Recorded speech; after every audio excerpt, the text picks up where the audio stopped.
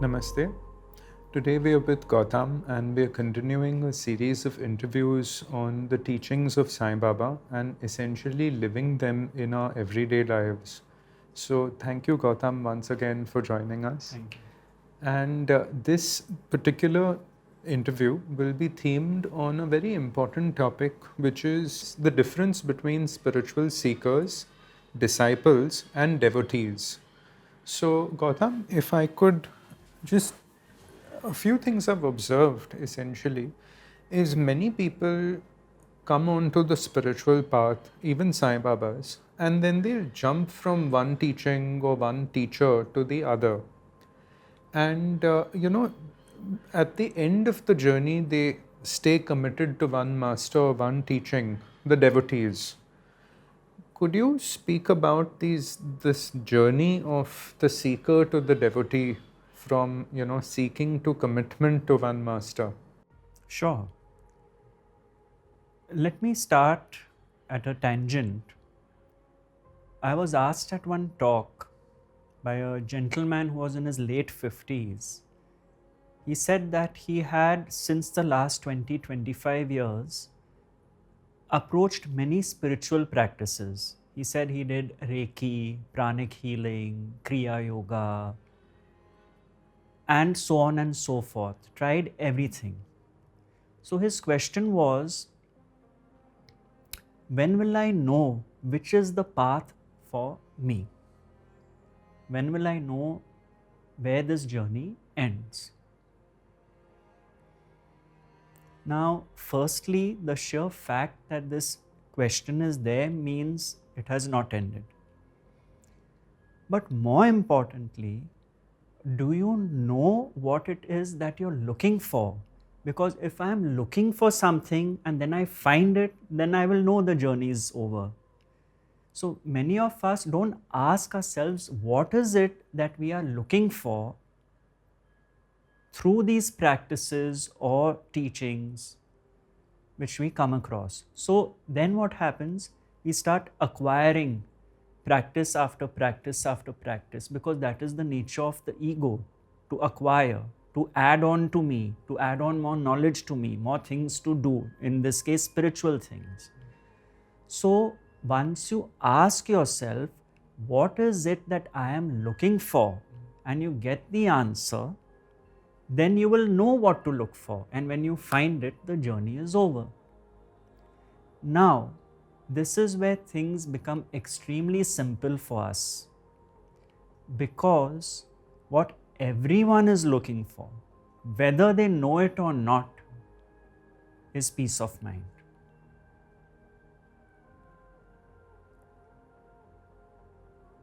Now, once you know what it is you're looking for, let's say peace of mind, look back on all the practices you have done so far. They may have brought to you different dimensions of awareness, knowledge, etc. But did any one of them give you more peace than others? Ask yourself that question. And if your answer is, no, I am not at peace, I haven't found what I was looking for, continue the journey till you have found it. Right? Now, in relation to your question, once I know that what is this teaching giving me, that becomes my focus, that becomes my resting place. But if I don't know that, I am not going to know how it is impacting my life. Now, Nisargadatta Maharaj, when he was asked this question, his answer was very simple. He said, do you get water by digging one deep well in one place or many shallow wells all over the field? So what he was pointing to was staying with one teaching which gives you that peace, and then resting in it, living it, breathing it. So many of us don't allow ourselves this opportunity because the mind and its nature is such that it is to wander all over the place, including spiritual wandering. You see? So then what happens is we are operating at just a certain level, as you pointed out, because a devotee is what? A devotee is devoted to the teaching. A seeker is one who may be just curious, looking around, has a taste of things, is not sure, is unsettled, he's exploring. They are both valid. But the pointer here is not to be lost in the jungle of everything that is available. Masters are trying to say that when you stay focused on one,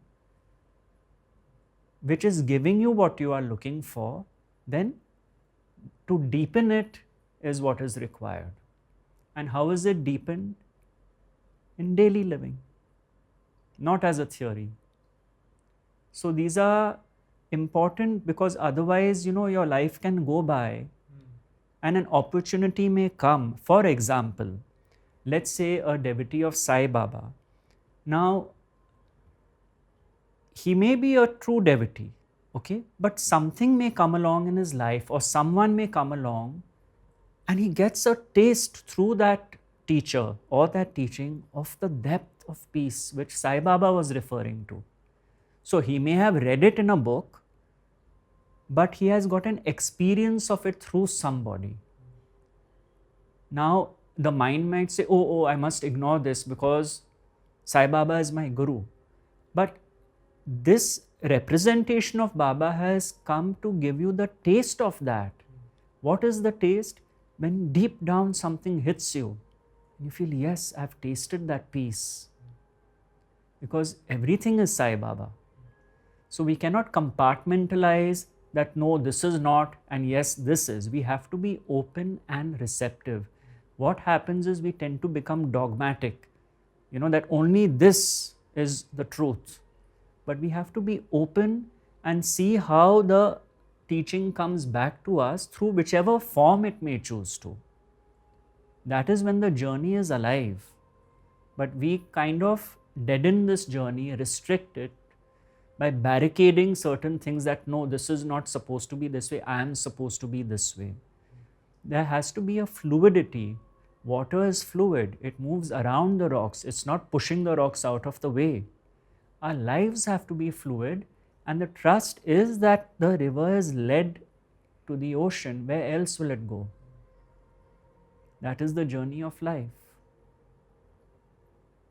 So, Gautam, you've raised a very important point that a seeker at some stage will come to a teaching or a master where they experience peace. For example, they come to Sai Baba, they go to Shirdi, they experience Baba's grace and feel peace. But here it's also a pivotal point where they can either continue running from one teacher, teaching, book, sadhana to the next and keep wavering about, or once they feel this peace and change, to stick to the master and the teachings. Could you speak a little bit about that specific point in their journey? See, this is again what we were talking about, you see, because it is only the wavering mind which does not stay in one place. When you have tasted peace, be it through Baba's teachings or any teaching, right, you know what it is that you have tasted, right? Now, for example, if you were a goldsmith and your goal is to acquire gold, you're not going to be happy with silver, you're not going to be happy with copper. Gold is what you are going to be happy with, right? So that which gives you gold is what you are most happy with. Now, in spiritual life, the gold we are referring to is the peace of mind, right? Now, when you come across the teaching which gives you that peace, automatically you will not feel like going elsewhere. But if that teaching has not given you peace, then you will go. So that is why it is very crucial that once you get that taste, to stay with that, because that has already brought you home. It is the wandering mind which goes all over the place. I will give you my own example. I met my teacher in the year 2000, beginning of 2000. And I felt that this has impacted my life. Now, over the course of the next 10 years, I met innumerable masters. I had the opportunity because I was in spiritual publishing. Plus, somehow I came across many spiritual masters on my journey and I enjoyed meeting all of them. I imbibed a lot from them. But every time I met them, I knew that my home was at the feet of my master because his teaching has impacted my life completely. So, I was happy to meet other teachers, but it was so clear that I had found my pond of peace. I automatically kept coming back there, you see. But if the mind does not know what it is looking for, it is going to be on this endless journey of going all over the place, you see. Now, another way to look at it is, if you have found your peace with Sai Baba's teachings, that doesn't mean you shut yourself off from what the world has to offer spiritually, but you know your resting place. You see, someone else can come along with a message of Sai Baba which you have not discovered yet in your readings or understanding of Sai Baba. So you are open to that dimension also, because you know that you have found what you are looking for. So one can be very hardlined about this, which I would say one has to look at if that is so, because one has to be open. As Sai Baba himself says, everyone is an instrument of me. Means to be open and receptive. But let's say you are going to a particular living teacher today and you come across another living teacher, okay? And now you are confused that is this my teacher or is that my teacher? That is the nature of the mind, is to be confused. This confusion can go on and on. You may meet 10 more teachers because you don't know the criteria on which you are asking the question. But if you ask yourself that whose teaching is a validation of my life's experience, I can see the events in my life through the prism of that teaching and it makes total sense. And it shines a light on who I am and what has happened to me since childhood. You will get your answer. So it could be, let's say, the first teacher you met, or it could be the second one. Deep down, you will know. So, supposing you feel that the second teacher has really opened my eyes, it doesn't make the first teacher invalid, because it's a journey. It's like someone asked my teacher, is it possible to have many gurus? And he said, yes, but at any one point in time, you will have one guru. That is the first thing. You can't have two gurus at the same time, right? But secondly, eventually you will know which is your guru. Supposing you have 3, 4, 5 you have met, there will be one who has taken you home. And at that time, the seeking ends. And that is when you settle into that teaching. So this is a very important pointer for devotees of any master, that you have to be open, because now you know what it is that you're looking for. And it is not a judgment on your relationship with the particular teacher if you happen to resonate with someone else more and at a more intimate and deeper level, because it is your own personal journey. These are just milestones along the way. But it could be that you meet someone and you feel that now I am resting in peace and I don't want to travel any further. It could be.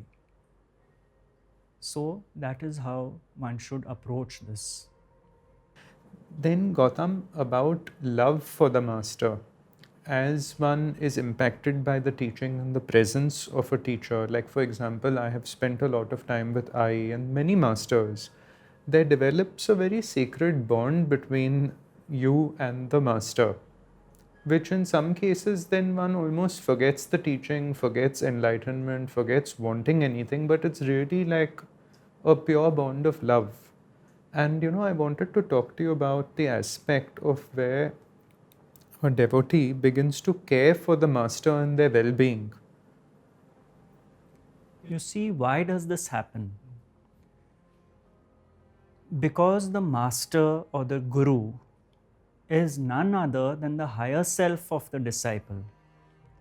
My mother has actually seen this visually, where the higher self identifies with someone and it reflects back to the person. That is how the whole guru disciple relationship comes into creation. There is no separation. It appears that there is a guru and a disciple. It appears that way. But from the guru's point of view, the guru does not see the disciple as separate from the guru. It is the disciple which makes that distinction initially. You see? So, what happens? The nature of the relationship with your higher self is by default one of love.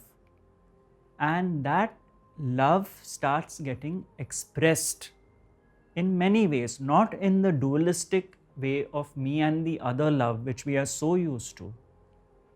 This is truly the love of God, where you feel so connected, it's as if you are doing everything for your own self.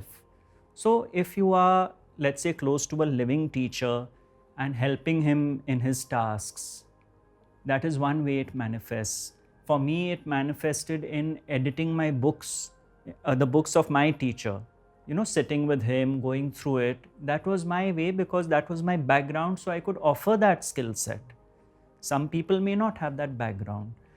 But in what way this happens, it's spontaneous. It is not that one is doing something to offer seva or service or whatever. It could be someone in a Sai Baba temple who's just taking care of the murti. That's all he does morning to evening, right? That also is so beautiful because that is part of himself. That is how it operates. When one sees this, it is called love in action because it is love of the beloved. And that is a very intimate love. It is very deep because it's not the love between two individuals. That is why one would see that in many cases where they are living masters, there are people around them who are offering a kind of support service, a network. I am sure now, for example, in your case, if you take your channel, you must have encountered people from all over the world, considering it's a YouTube channel, who are coming together and offering support in whatever way, I wouldn't know, because they have been moved by the teaching. Yes. You see? So ultimately, you are only moved if you feel something within yourself. See, I'll give you this example. Someone had come to me saying how the teaching had really impacted them, how I have changed their life, etc., etc., and so on. Okay? But one thing we must bear in mind, all of us, which is the example I gave, like before email, you had the postman delivering letters home. So teachers are like postmen. They deliver a message to you and you read the message. The message impacts your life, right? The teaching, when you read it, in this case, impacts you. The teacher is the messenger. And the teacher himself or herself was given a similar message, came across a teaching. And what is the teacher doing? Because they were impacted so much, it is out of love and compassion that they are passing it on. And the message is an ancient message. The same message is coming down through various lineages, teachers, and masters and being delivered at your doorstep. This is the grace of the masters, you see. So, when you read that letter and it impacts you, opens your eyes, then you feel like giving all of you to that. You see, and in that, you've already given yourself in terms of the teaching because it has impacted you, and the form, the postman who delivered it, because you realize that he carried with him this very important teaching, right? So it comes naturally to want to contribute. It cannot be a forced contribution. It has to come naturally, you know. So this happens on its own. You cannot force it, because it is only if you are truly deeply impacted that this spontaneous arising and giving will come up.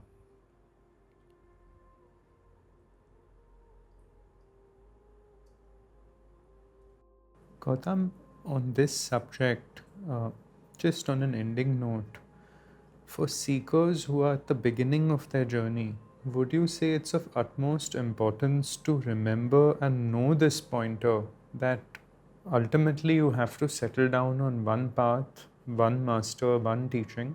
And if you're fortunate enough that God has put you at the feet of a great master, you surrender there. Yes, ultimately it is that, but provided you know what you are looking for. It comes back to that. Because you could be spending time at the feet of a master or with a certain teaching which is not delivering that to you. And it's just mechanical because someone has told you, or something in your own mind tells you that I must stick to one path. But if it is not impacting you and your life, it may be time to move on. Correct. So once you find the peace, it impacts you, then stick to that. That's the It crux. is not even an option. You won't yourself move away. There is no doership involved.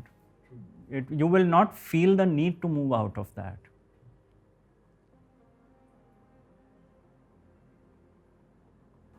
Great. So thank you so much, Gautam. And then there are more questions that are Thank you. going to be posed to you. So do stay tuned for the next episode as well. And we'll pose a few more questions to Gautam. Thank you.